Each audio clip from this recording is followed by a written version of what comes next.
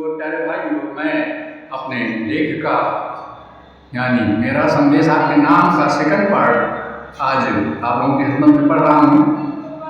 गौर से सुने दोस्तों। अगर मैं आपसे कहूँ कि फला दिन फला तारीख को मैं पैदल सफ़र कर रहा था, अकेला था, मेरे साथ कोई मेरा यार मददगार नहीं था, अकेला सफ़र करता जा रहा था। सामने जंगल था, रास्ता उसी के अंदर से था। जंगल के बीच में एक बड़ी चौड़ी गहरी नदी थी, जहाँ पहुँचते पहुँचते शाम हो गया।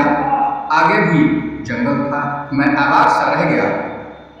जब नदी पर पहुँचा तो देखा कि मैं जंगल में राह भटक जाने की वजह से घाट पर नहीं, वो घाट पर पहुँच चुका था, जहाँ से मुझे ये भी पता नहीं चल रहा था कि घाट जहाँ नाव मिलती है मेरे दाएं है या बाएं। अब मैं बड़े असमंजस में था कि अब मैं क्या कर सकता हूँ। इधर सूरज जी गुरूब होने वाला था, यानी रात होने वाली है जंगल में, तो वैसे ही अंधेरा खूब रहता है। सूरज के छिपने के बाद तो उसके भीतर हाथ पसारा भी नहीं सूखता।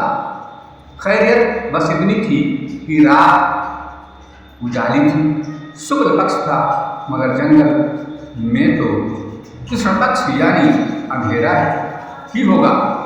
मैं ये सोचकर भीतर से टूटने सा लगा, डर का गलबा होने लगा, मगर मैं मजबूर बेबस खड़ा था। कर ही क्या सकता था।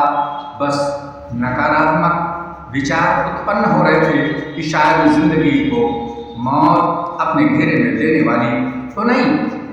वैसे इंसान तो हर पल पल भी जी नहीं बल्कि मर रहा है, तो गलत नहीं होगा।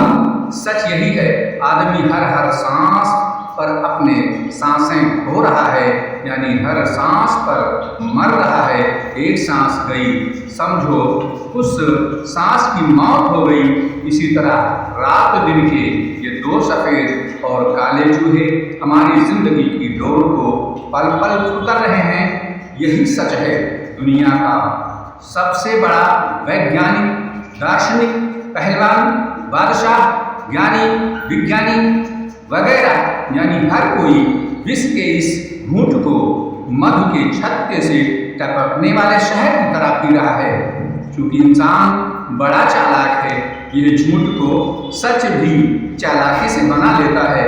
क्या कभी आपने सोचा कि यह झूठ को सच कैसे कर लेता है, उसे मान लेता है, यानी सच को झूठ करने में बड़ा माहिर है। भाइयों गौर करें, पहला इंसान के साथ एक बर्तन है जिस पर रोटी पकाता है।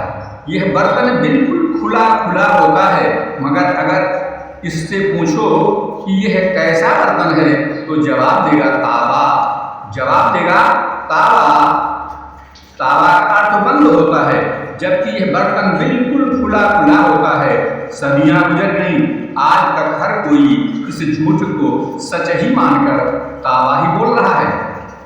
दूसरा, हमारे वाहन जो सवारी को यानी हम सबको चलकर गंतव्य स्थान यानी हमारी मंजिल तक चलकर पहुंचाते हैं, इनको इंसान गाड़ी कहता है। गाड़ी का मतलब होता है जिसे मिट्टी में दबा दिया जाए, यानी जमीन में गाड़ दिया जाए। इस चलने वाली वाहन को यह गाड़ी बोल रहा है। इस झूठ को सच मानकर बड़े गर्व के साथ अपने वाहन को गाड़ी बोल रहा है, गाड़ी बोल रहा है। तीसरा, जब दूध को पका दिया जाता है यानी पानी को बिल्कुल अलग कर दिया जाता है, तो दूध पेवत दूध होकर बन जाता है। तो इंसान से खोया बोलता है, तो इंसान से खोया बोलता है। खोया का अर्थ होता है खो जाना, गंवा देना, गायब कर देना। जबकि दूध अब बहुत अच्छा बन गया है, मौजूद है, मगर यह उसे खोया बोल रहा है, यानी झूठ बोलकर ही उसे सच मान रहा है। खोया खोया सदियों से बोलता आ रहा है और आज भी बोल रहा है, वगैरह वगैरह।